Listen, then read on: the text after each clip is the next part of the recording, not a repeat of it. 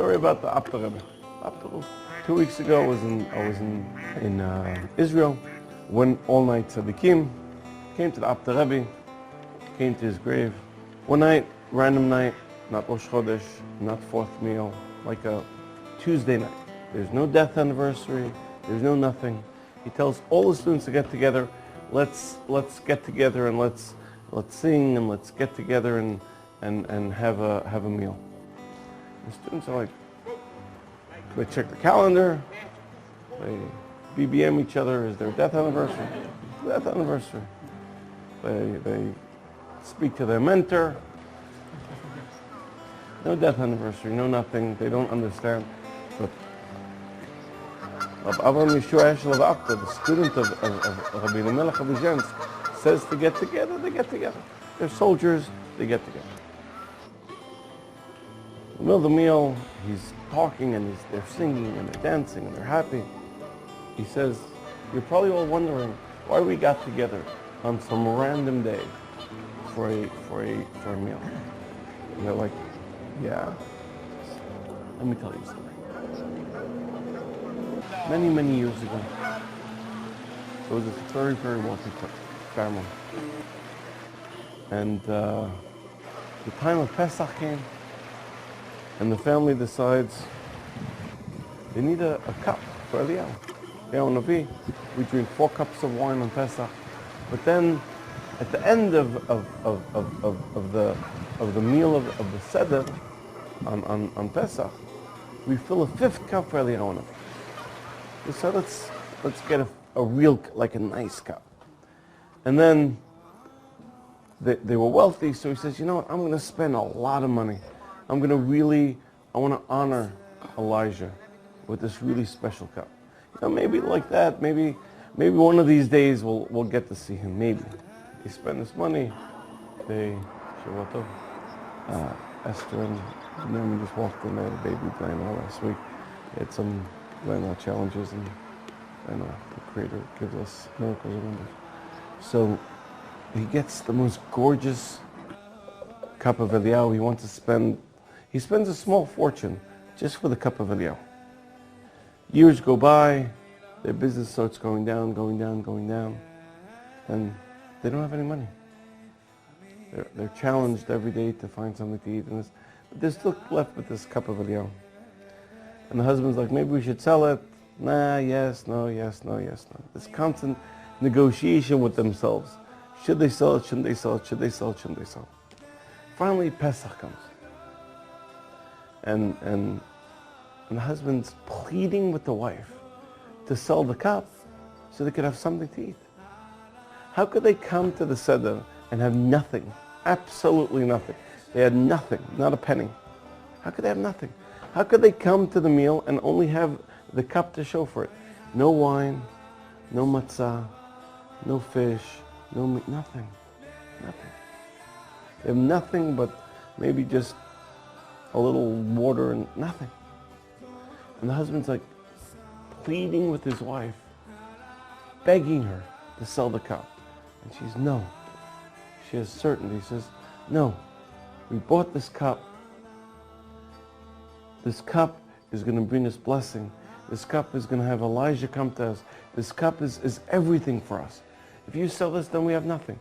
So we'll have a meal, and maybe we'll have some food, and maybe we'll have this, and maybe you could take some money and invest it, but you lose our essence. This is our blessing. Don't sell it. And he's pleading, and she's knowing. She's like this certain rock.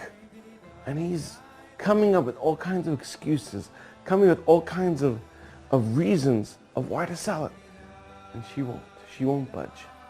She won't budge. She has complete certainty. Finally, he tries to take it from the house and steal it and put it, and he's about to leave. And she's like, what do you have in the bag? It's like, what bag? It's like, underneath your coat, you have a bag. He says, I don't know what you're talking about. And he says, and he says, you know, he tried pleading with her. He tried to steal it, to sell it. Absolutely nothing. Okay. The day before Pesach comes, no money. knock on the door. Some guy says, can I join with you for the meal? And the family's like, okay. The woman's like, no, we have nothing. He says, don't worry, here's some rubles. Get some food, get some this. Not a lot, but you can have enough for all of us. Husband comes home, he says, you see, we have nothing.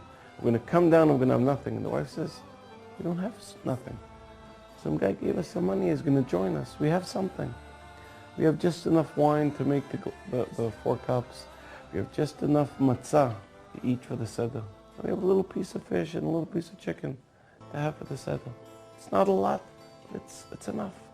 He says, oh my God. He says, okay.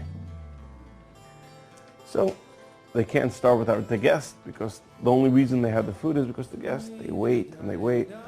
10 o'clock, 11 o'clock. It's 5 minutes before midnight. And the husband tells the wife, you know, we have to eat the matzah before midnight. So they run through they drink the cup of wine, they eat a little piece of matzah. Suddenly there's a knock on the door. The person gave them the money. The moment the guy walks in, the husband falls asleep. He suddenly gets very tired. Falls asleep. The guy joins them. He's there with them. They finish, the rest of the family finishes the seder. They fill this cup of Elijah. They finish the seder. As they're about to leave, the guy comes to the wife. He says, you know, because you didn't sell that cup, I'm Elijah, and I came to be with you. And he leaves. Years later, the husband dies. Goes up to heaven. And they look at his good stuff and they look at his bad stuff. They say, okay, the good overrides the evil, go to heaven. He's about to walk into heaven and Elijah blocks him. He says, over my dead body, there is no way Elijah doesn't die. So he says, there is no way.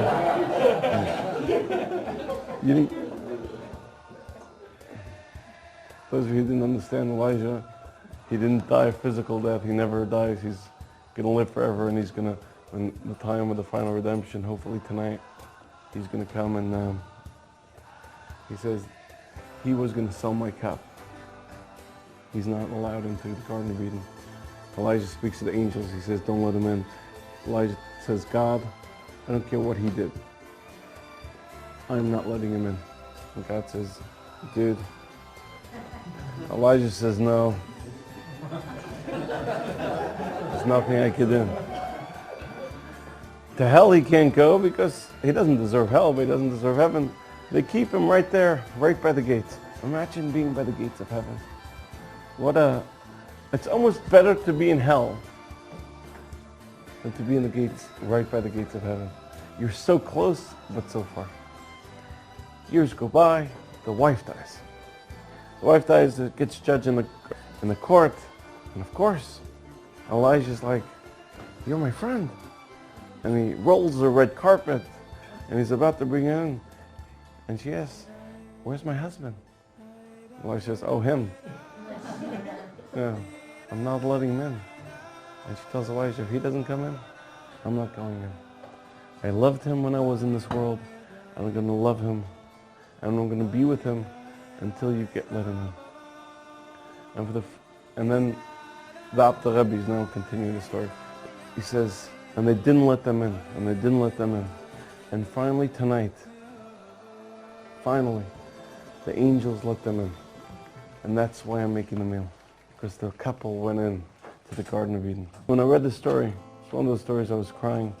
On Friday I was reading stories, and once one story gets you to cry, you just keep on crying. This was in one of those second or third stories when I was really in the mood, and I was listening to music, and the love that people have to each other. It's not just love. You feel you love your father, you love your son, you love your friends. Love. But if you really love someone, you could take them out of hell. You really love someone, you could bring them into heaven. You really love someone, you could create miracles. You really love someone, there's nothing no barriers. Because this woman loved her husband, she brought him into the Garden of Eden. He didn't deserve to go in. Absolutely did not deserve. He lost complete certainty. He lost the certainty. He was willing for some rubles to give up his connection to Elijah the prophet. And while he was alive, Elijah the prophet walks into his house, and the Creator makes him fall asleep because he didn't have the merit to see Elijah. But his wife pulled him into the Garden of Eden. And that's what real love does. If we really love someone, we could pull them out of hell. And if we really love someone, we could bring him into the Garden of Eden. Rabbi Yitzchak Isaac of Kamana, he, I think last week in the Chevra Limud I mentioned that he wrote a diary of his life. And he writes the story of how his parents met. His father was a great Kabbalist, and unfortunately his father's first wife died in childbirth, and he was alone with this young child. He was looking for to get married again, but continued on his path and went on from town to town and spread Kabbalah, spread the knowledge. His son actually ended up writing a very, very special commentary on the Zohar. And the father of Rabbi Yitzchak Isaac of Kamana, so Rabbi Yitzchak Isaac of Kamana wrote this diary. His father's first wife died in childbirth, and he was continuing from town to town, going and looking for a wife. And everywhere he would look, and he would also just look around. It wasn't like important to him. He already had a child. It wasn't like, but you know, it would be great if he connected again, got married again. But most important was his work.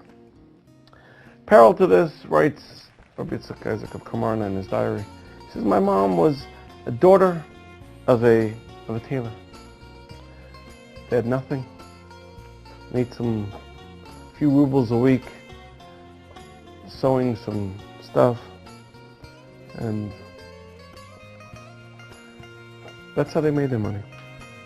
One day she finds out that this great sage of Kamana is going to come to the town. Tells his father, says, please father, take me to his speech. Maybe he'll marry me. He says, are you crazy? He's going to want someone from a special family. He's going to want a special person.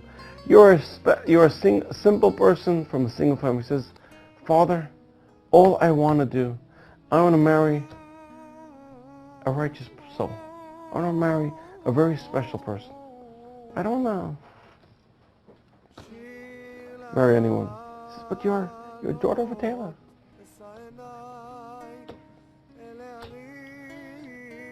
He says, okay. My daughter has these dreams. Well, let me see what's going to happen with them. As we know, Joseph had dreams and his brother thought he was nuts, and at the end of the day, what he dreamt came true. And things happen. It's like Isaac Roman, father gives the speech, everyone's excited. They're sitting there, he gives this wonderful, wonderful sermon. At the end, Taylor says, my daughter would like to see you. And he tells the father, he says, you know, the truth is, I didn't come here to speak. I didn't come here for anything. The only reason I came here was to meet your daughter. Your daughter's my soulmate, and I want to meet her. Long story short, they met, they dated, they got married, they had kids. Rabbi Yitzchak of Kamana continues. And that's how Rabbi Yitzchak Isaac of Kamana came into this world, and he wrote a very, very special explanation of the Zohar. And yes, you know, we shouldn't settle like this daughter shouldn't settle. But we also, the other aspect, we never know. We don't know. We don't know. We don't know nothing.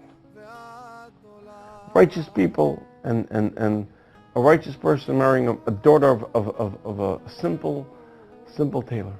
We don't know. We know nothing. We don't know who should be with who on a soulmate level. We don't. Our sixth senses is so limited. At the end of the day, we are so limited. We are so limited in what we know. Last week we had shkalim, Shabbat shkalim, talked about the half a shekel.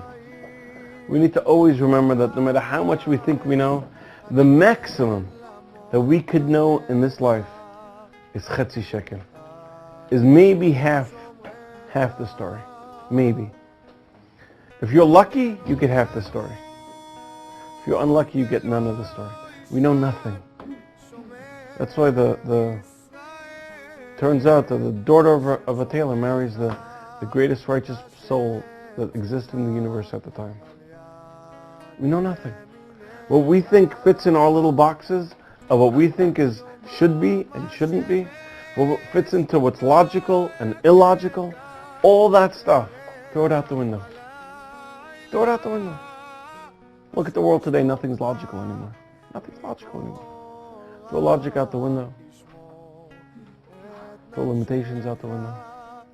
We know nothing. Just all we could do is pray that we're going to be with the light, and hopefully we can know more. Because our limited consciousness knows nothing, and only if we're connected to the light can we ever expect to know something.